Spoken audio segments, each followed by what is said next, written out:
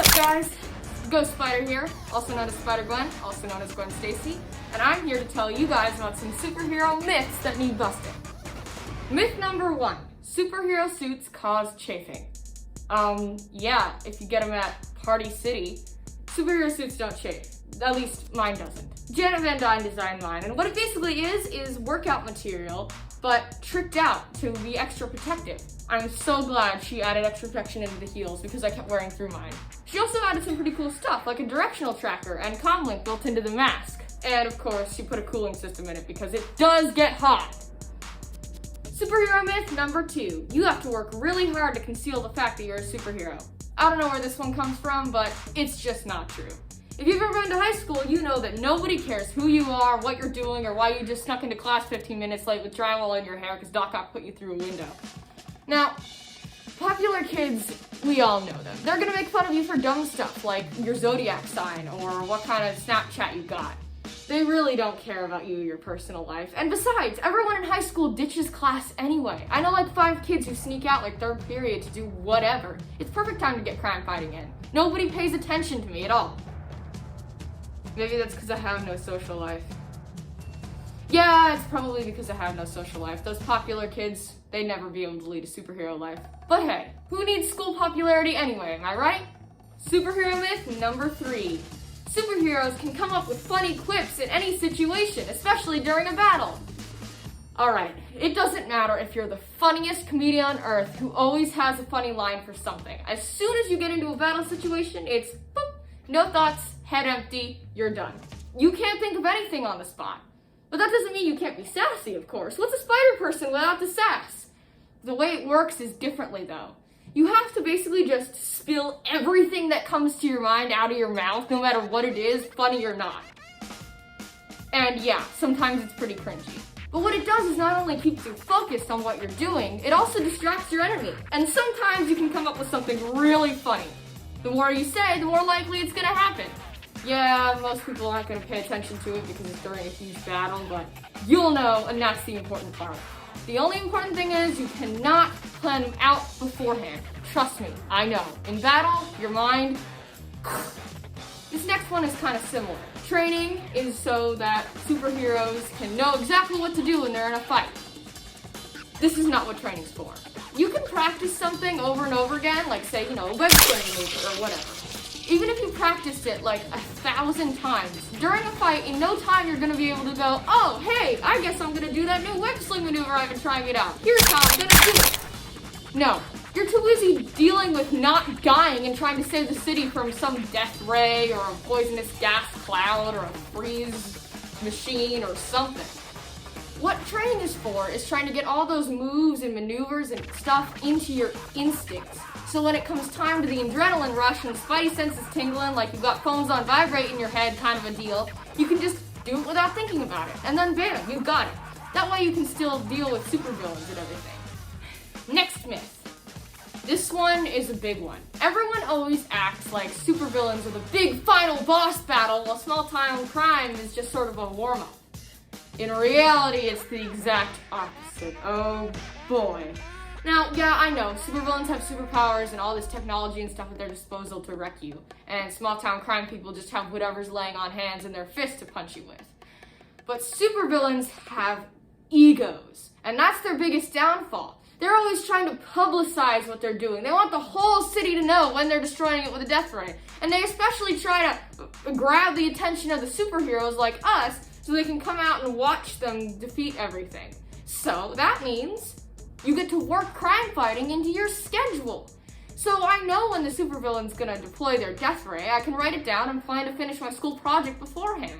Small town crime is not like this. You never know when it's gonna happen, and it always catches me at the exact wrong times. Oh my god, one time I was at the bus stop and I was waiting for my school bus to pick me up and take me to school, and the police scanner alarm went off and I had to swing halfway across the city, get changed in this dirty old building, get my ass kicked by a bunch of bank robbers, get them arrested, try not to get arrested, swing all the way to school, change again in the bathroom, and I ended up being like half an hour late. It was not fun. And those bank robbers were, yikes, oof, they were tough. That's another thing about small town crime and supervillains, okay? Supervillains are always trying to subdue you or capture you. They never really fight to kill because they always want to brag about their master plan and how they defeated you before they finish you off. But of course, you can escape before then. That's why they're never actually fighting to kill. Criminals, they do not give a flip who you are. They will pick up whatever sharp or blunt objects lying around them and they will wreck you with it. I have almost lost my life quite a few times trying to defeat criminals. It's crazy. This isn't to say that supervillains are easy to defeat. I still have scars on my arms where Carnage tried to rip them off. But at least with supervillains you can have backup, like you can call the cops or damage control, or if you're lucky there's another superhero in your area who's willing to help you. You cannot do this with small-time crime. It's only you, your wits, and that last cartridge of web fluid you had lying around in your backpack.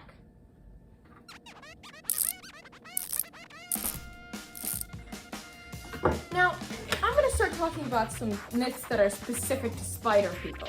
And I'm going to start with one that really gets on my nerves. For the 1000th time, no, I don't have a hole in my wrist. See? Nothing there. Nothing there. Okay? No holes in my wrist. This is my web shooter. Okay? This is where the webs come out of. That's the web fluid. That's the shooty thingy. This is the button. Okay? Janet Van Dyne designed these. I work on them. I make the web fluid. I can put anything I want in here, like trackers and taser webs and stuff like that. I tried putting whipped cream in there once. It was not a good experience. But yes, this is where the webs come from, not my wrists. I do have a scar here from where the spider bit me there. You can try and see it. Sorry, it's right. Yeah, right there. Can you see this light? Hold on. Kind of see it. Anyway, speaking of the spider bite, yes, it did hurt, okay? It was the most painful experience of my life, and it itched like no tomorrow. Oh my god. But that wasn't the worst of it. You see, movies always depict the spider bite as being like, oh, I got a spider bite. Okay, I'm gonna go to sleep now. Hey, look, I have powers. Nope, nope, nope. Let me tell you what it was really like, okay? The first superpower to develop is the Spidey sense. And that is not very fun when you do not know how to control it. It's like all your senses have been slammed into overdrive. It feels like you just chugged an entire Red Bull with a shot of adrenaline on the side. Not fun. So basically, I stayed awake for a week. And that wasn't the half of it. The week that I had to be up in Spidey sense for, I had the worst flu of my life. It was like hell, okay? Hell. And yeah, I had to stay awake for it. The superpowers, they just sort of happened while I was doing it. I don't really know. I found out I had super strength when I tore the lid off the toilet seat while I was puking in it. Not a great moment for me. There was a lot of duct tape around the house during that time. My dad, in case you're wondering, he didn't really question it. He thought it was just me going through puberty, which basically was. I mean, what is getting your Spidey powers but puberty for a superhero? Now, the last one I'm going to talk about is one that I don't think a lot of people know. Super healing. Just because I have super strength and super healing does not mean I don't feel pain, okay? Just because you can drop a building on me and all I'll come out with is a gash, and in a day that gash will be healed, does not mean that it doesn't hurt like heck, okay? It just looks like I'm not in pain because when I'm trying to stop a building from being crushed by Kingpin, I don't have time to curl up into a ball of whimper, but trust me, I'm doing it in my brain all the time. I guess what superpowers gave me is just a better heightened ability to hide the pain in a way, but I think I've always had that, you know, I'm a teenager, aren't I? That's all the myths I have to bust, and that's all we have time for. So if you guys like this video and you want me to bust more myths or something, maybe I can swing by again. Who knows? I had a lot of fun, but now it's time for me to do some web slinging.